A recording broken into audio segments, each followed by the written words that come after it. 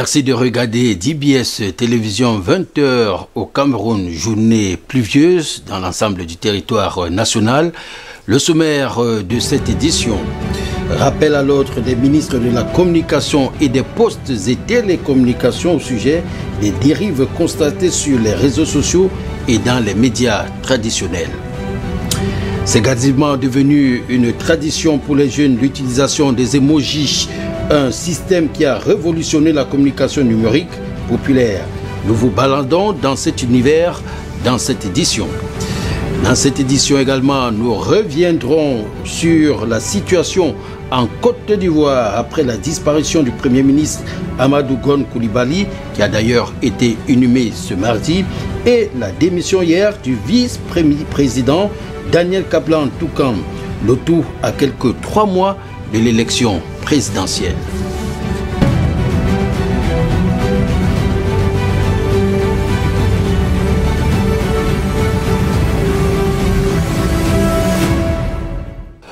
Bonsoir, mesdames, messieurs. Le gouvernement camerounais reçoit très mal les mauvaises interprétations de la stratégie de lutte contre le coronavirus diffusée aussi bien sur les réseaux sociaux que sur les médias traditionnels. Les ministres de la Communication, René Emmanuel Sadi, et des Postes et Télécommunications, Minette Libom Lilikin, étaient hier face à la presse pour décrier toutes ces dérives. Le compte rendu de Judith Ndongo. Par la voix de son porte-parole, le gouvernement camerounais a tenu à exprimer dans la soirée de lundi son ras-le-bol des fausses informations très souvent diffusées dans les médias classiques et sur les réseaux sociaux. Des avis qui vont jusqu'à des offenses aux personnalités. La rencontre entre le ministre de la Communication et la presse a reposé de manière précise sur les dérives médiatiques de plus en plus récurrentes dans l'espace public national, notamment sur le constat d'une propension à la désinformation systématique de l'opinion. René Emmanuel Sadi dénonce les critiques infondées sur l'action des pouvoirs publics relativement à la gestion des sujets préoccupants comme la pandémie du coronavirus. À propos, les chiffres révélés par le ministère de la Santé publique sont pour certains observateurs douteux.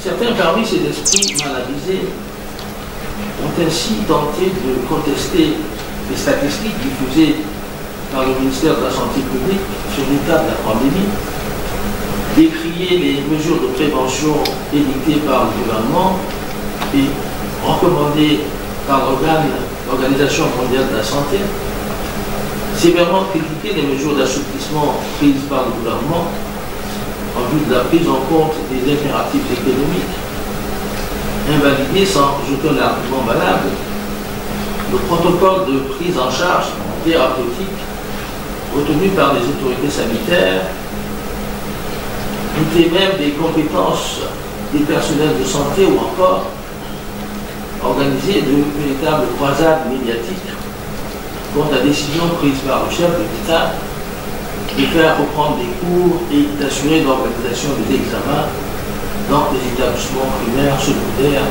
et d'enseignement supérieur. Le MINCOM regrette également la désinformation en ce qui concerne la crise dite anglophone. Face à cette campagne de désinformation qui ne parle plus personne, ni aucun secteur de la vie nationale, le gouvernement en appelle à la prudence, au discernement et à la vigilance de l'ensemble de la communauté nationale, afin qu'elle ne se laisse pas prendre au jeu macabre de ceux qui, dans l'ombre, tissent la toile de cette ignoble guerre. La sortie médiatique du porte-parole du gouvernement interpelle une fois encore la responsabilité des journalistes dont certains sont accusés d'encourager la propagation des fake news à travers leurs médias. Des médias responsables, voilà la recommandation des ministres de la Communication et des ministres de la Communication, et des Postes et Télécommunications. Un rappel à l'ordre qui a toute son importance au regard des multiples dérives enregistrées aussi bien, je vous le disais tout à l'heure, dans les médias traditionnels que sur les réseaux sociaux. Colin Bekatal. Dans son devoir d'informer, le journaliste a toujours du grain à moudre tant la soif de nouvelles de son audience reste inassouvie. Cette logique est universelle et donc aussi valable au Cameroun. Le véritable défi tient de rendre la bonne information dans un contexte où plusieurs facteurs éternisent l'idéal du plus beau métier du monde. Pour ce qui est de la collecte et du rendu de ce qui est à savoir, le paysage médiatique du Cameroun, qui est loin d'occuper la dernière place de l'échiquier africain, s'illustre malheureusement depuis un certain temps par pas mal de dérives. Le ministre de la Communication René Emmanuel Sadi en faisait d'ailleurs mention au cours d'un point de presse tenu le 13 juillet dernier. Par de temps qui court, la crise sanitaire liée au Covid-19 est d'un grand intérêt pour le public. La presse camerounaise le sait et s'y penche.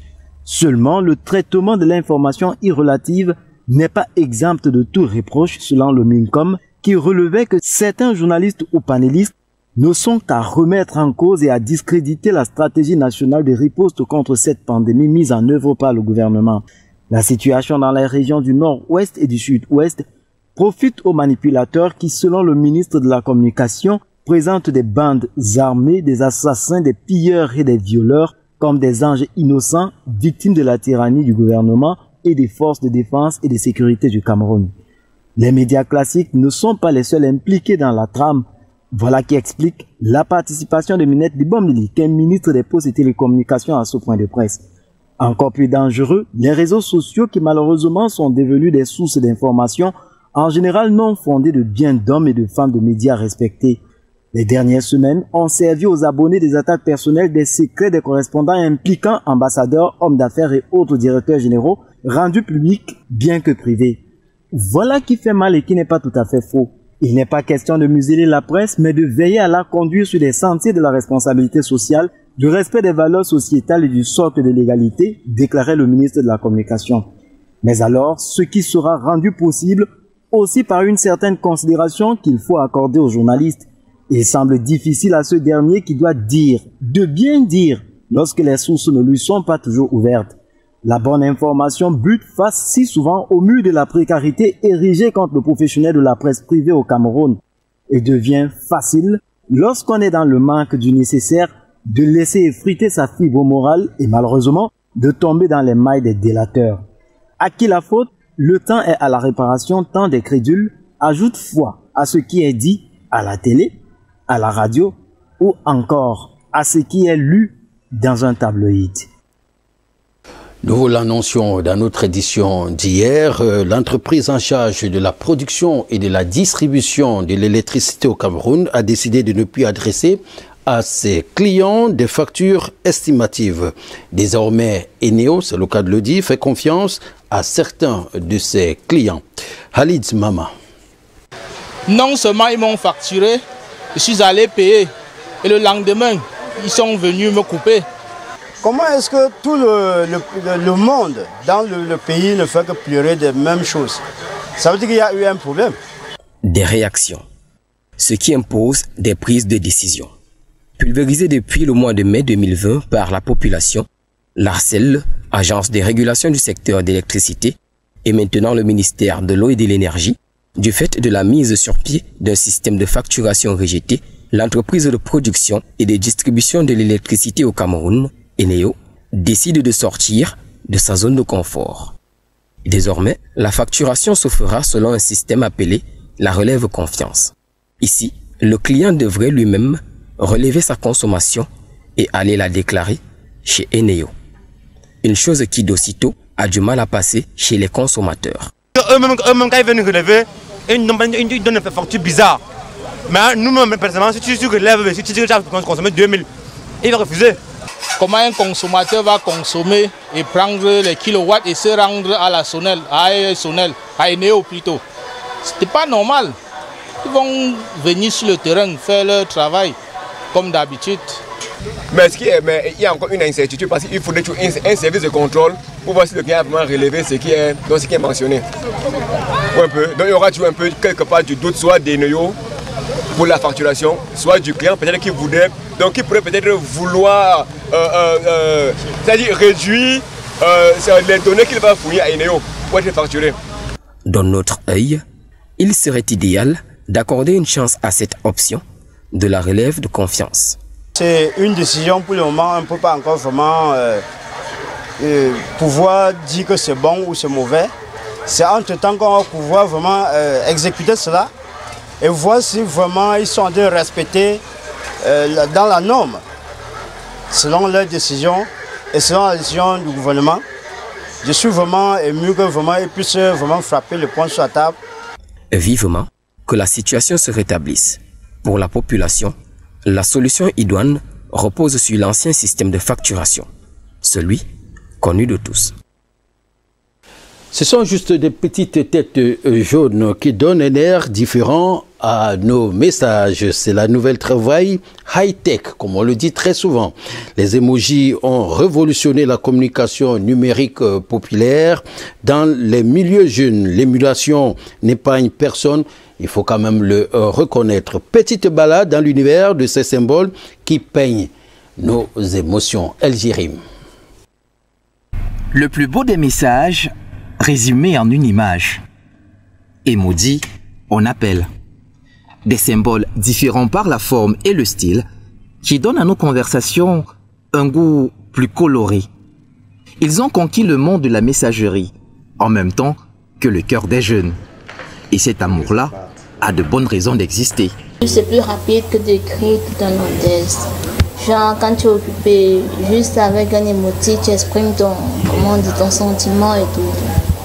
Un clin d'œil, un bisou ou un baiser, en un clic, c'est parti. Pour faire plaisir à l'ami, à l'amant ou à l'amour de l'autre côté du téléphone. Incontournable, c'est vrai, mais interdit d'usage dans certaines discussions. J'en utilise, mais je ne serais pas peut-être en train d'écrire à un directeur général. Je voudrais lui faire part de mes appréciations concernant un sujet précis et je vais m'exprimer avec des émoticônes. Non, ça ne fait pas sérieux. Personnellement, j'envoie beaucoup plus à des amis, mais jamais aux parents. Cela dit, ces petites têtes jaunes ont révolutionné la communication numérique en réglant le problème de l'expression non verbale. Dans le domaine, l'évolution garantit la survie. En effet, dans les années 1990, on ne parlait encore que d'émoticônes, des dessins statiques qui représentaient des émotions. D'émoticônes à emoji, les motifs ont gagné en classe, en fun et en variété. Au pas de course, les stickers ont rejoint la danse avec de nouvelles options. Les stickers, c'est déjà quelque chose de personnalisable. Donc il y a la possibilité pour chacun de créer un sticker, peut-être avec ta tête, c'est pas la tête d'un ami et tout. Ça rend le truc, la conversation plus drôle. Pour des échanges encore plus intéressants. Les stickers, j'utilise beaucoup entre camarades, entre amis, genre pour blaguer, même à l'école ou encore avec des amis, je sais pas, même là, on peut filmer et envoyer juste à un ami pour blaguer. Alors, à vos claviers, la suite, c'est eBay. Bien dit. Vote du compte administratif de la commune de Djolimone, 38,77 de recettes par rapport aux prévisions, 9,23 de recettes propres, une faible performance qu'il faut remédier. Alors, l'engagement a été pris par tous les acteurs et Alexis Yangwa le confirme. C'est par un atelier de formation des conseils municipaux que la session ordinaire du conseil municipal de Djemum, consacrée au vote du compte administratif de 2019, s'est ouverte le 9 juillet 2020. Avant de se mouvoir avec efficacité, les conseils municipaux doivent maîtriser leur boussole, qui est le code général des collectivités décentralisées. Suivant la présentation du projet du compte administratif du maire, celui du receveur municipal et du comptable matière, aussi des rapports de différentes commissions. Le montant des recettes est de 372 712 852 francs CFA, soit 38,67% par rapport aux prévisions qui étaient de 961 millions de francs CFA, 9,23% de recettes propres. Les investissements qui représentent le 64,13% des recettes ont été orientés dans les domaines de la santé, de l'éducation et de la construction de quelques infrastructures. S'engager, nous allons regarder à la même direction pour au moins avoir plus que 2019 et pour que la commune, pour rendre notre population heureuse et vertueuse. Le défi majeur de la commune de Djemmoum, comme les 359 autres, c'est celui de l'optimisation des recettes propres. Le maire Jifem Adamou et ses camarades entendent le relever de cet exercice 2020. Élection Cameroun, les membres du conseil électoral pour le littoral se sont rendus dans le Mungo le week-end dernier. Objectif, évaluer le niveau des inscriptions sur les listes électorales. C'était sous la conduite de Dorothée Ndjema. Edwige Buwele. Le Mungo n'a enregistré que 95 nouvelles inscriptions dans les 13 arrondissements que compte le département. C'est ce qui découle de la rencontre entre les membres du conseil électoral et les acteurs de la gestion du processus électoral dans le Mungo. Un échange qui a porté sur l'évaluation du niveau d'inscription sur les listes électorales depuis l'ouverture des inscriptions sur le fichier électoral, du toilettage du fichier, de la distribution des cartes électorales et de l'état des préparatifs de l'élection régionale. Le toilettage des fichiers ayant permis de supprimer 98 doublons pour un total de près de 186 000 inscrits à quelques semaines de la clôture des inscriptions. La circonscription électorale du Mungo a été appelée à faire sa mue en accentuant sa politique sur les stratégies de communication et de mobilisation des acteurs sur le terrain. De plus, recommandation a été faite aux représentants des partis politiques d'être prêts car ils n'auront plus que 15 jours pour le dépôt des dossiers. Le corps électoral, quant à lui, sera issu des 34 communes de la région du littoral. Avec un fichier qui affiche moins de 100 nouveaux inscrits, il est question pour la circonscription du Mungo de multiplier des stratégies de communication pour des inscriptions à travers une sensibilisation accrue des potentiels électeurs. C'est très important, il faut s'inscrire sur les listes électorales. Ngabelou à l'honneur dans la région de l'Est Cameroun. Le nouveau chef-service des douanes de cette partie du territoire a officiellement pris ses fonctions récemment au cours d'une cérémonie. Compte rendu de cet événement, Serge Eli et Lombo, Pascal Hugues Tchofo. Paulin Bello, c'est désormais cet administrateur public qui pilotera les services du secteur des douanes à Bertois, dans la région de l'Est du Cameroun. Devant les autorités administratives, politiques, publiques et militaires, au cours de la cérémonie de passation des services qui s'est tenue à l'hôtel de finances de Bertois, le chef-service entrant n'a pas manqué de féliciter son prédécesseur, M. Kenfak Vincent, pour son bon travail abattu. Les remerciements parce que de main de maître, vous avez géré le secteur des douanes de l'Est. Même la pandémie du Covid-19 qui est venue plomber votre action ne vous a pas ébranlé suffisamment. M. Bello Paulin prend donc ainsi le contrôle du secteur des douanes dans cette région dans un contexte très particulier. La zone de l'Est, frontalière avec le Congo-Brazzaville et la République centrafricaine, constitue une porte d'échange stratégique pour renflouer les caisses de l'État du Cameroun. Et avec le programme économique et financier que le pays a signé avec les institutions de Bretton Woods, l'enjeu et la mission sont colossaux. Le nouveau chef-service principal des douanes en a d'ailleurs conscience. Vous savez, la région de l'Est est une région mitoyenne à la RCA. Donc nous devons faciliter les relations commerciales, les échanges commerciaux avec les pays voisins. Bien évidemment aussi, nous allons militer dans la lutte contre le commerce illicite. Voilà d'emblée, n'est-ce pas, les axes sur lesquels nous allons nous baser, et tout en nous appuyant également sur la promotion de l'éthique et de la bonne gouvernance pour que le personnel puisse œuvrer dans le bon sens pour les atteindre des objectifs à nous assignés. L'heure est d'ores et déjà au travail et à la rigueur.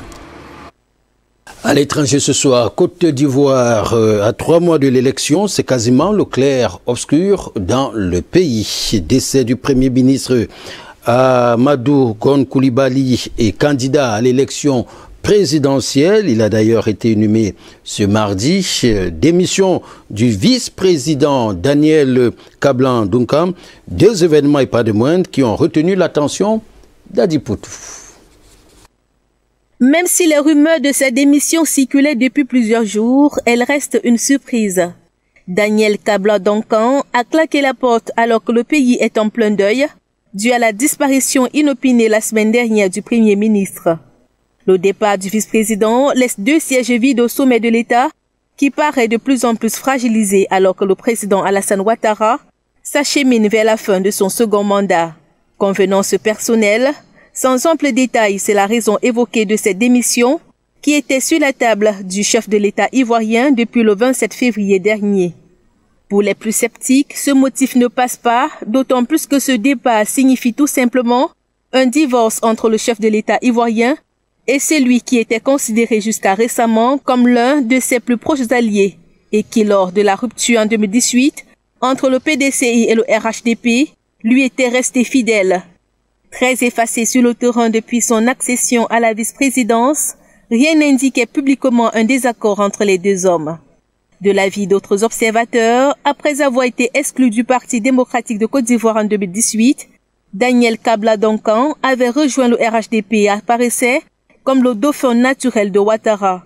Mais en mars dernier, la désignation du plus que frais Gon Coulibaly comme son successeur naturel a mis fin à ses espoirs.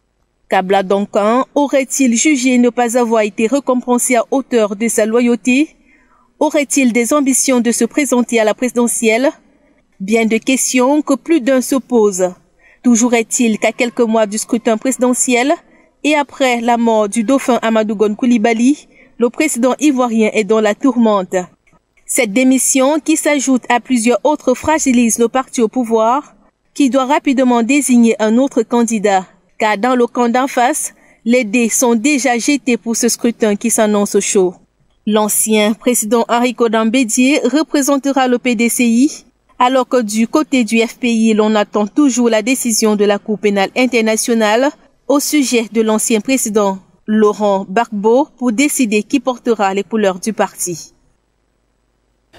La Ligue de football féminin du Cameroun a tenu hier lundi son conseil d'administration à son siège à Yaoundé. Les échanges sur l'avenir du football féminin menés par les 5 membres se sont tenus toute la journée. Les résolutions étaient attendues ce mardi.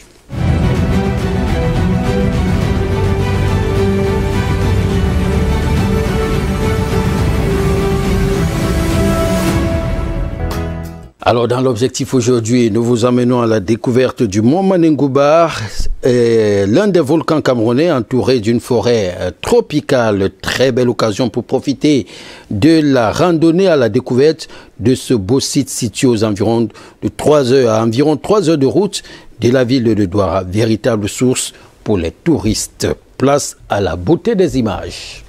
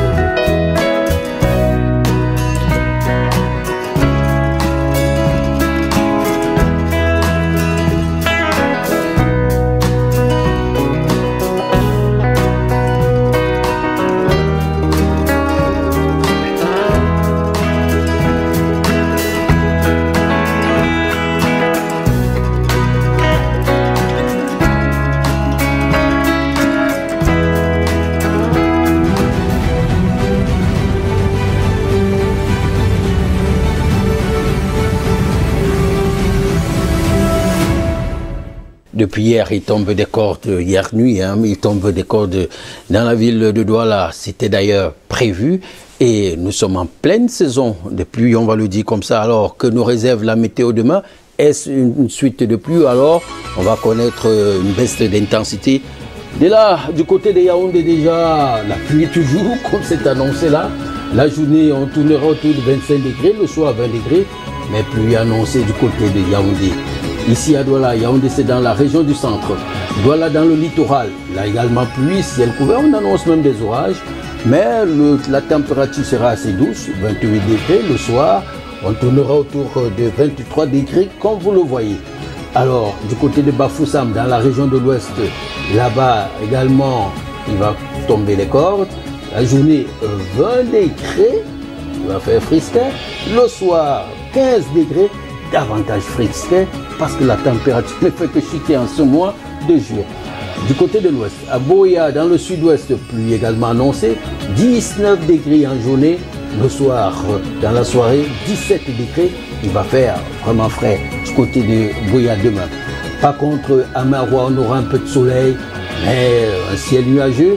Dans la journée, 26 degrés, très bonne température pour une localité aride comme l'extrême nord. Dans la soirée, on tournera autour de 20 degrés du côté de Maroua.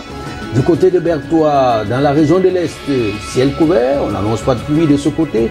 La journée tout de même, il fera frisquet, 25 degrés, frisquet par rapport à la ville. Soir, 20 degrés, il fera également un peu frais du côté de Bertois, dans la région de l'Est. À Bamenda, dans la région du Sud-Ouest, ciel couvert avec des précipitations. La journée, 20 degrés, il va vraiment falloir se couvrir, se mettre au chaud. Le soir, redoubler de vêtements parce que là, vous voyez bien, 15 degrés du côté de Bamenda. À Ebolova, pluie également annoncée avec un ciel couvert, 25 degrés, le soir 20 degrés. Il va également protéger surtout les enfants en cette période pour qu'ils n'attrapent pas la grippe et autres maladies. Du côté de Ngaoundéré, dans la Damawa, là-bas également le ciel sera couvert avec des précipitations. La journée, on tournera autour de 23 degrés, ça ne fera pas vraiment chaud. Et le soir, 17 degrés. Il va vraiment falloir mettre des chaussettes et bien vous vêtir. Demain, vêtir au chaud. Garoua, dans la région du Nord, ciel couvert, pas de pluie annoncée, 29 degrés. C'est beau temps pour une région comme Garoua et comme la région du Nord, pardon. Et le soir, 22 degrés. Il fera quand même beau du côté de Garoua. Demain, pas de pluie. Du côté de Douala, il faudra s'attendre Douala, Yaoundé et quelques autres villes, vraiment de pluie. Fin de ce journal, prochain rendez-vous avec l'information tout au long de la journée de demain et j'aurai le plaisir de vous retrouver lorsqu'il sera très exactement 20 h. À demain.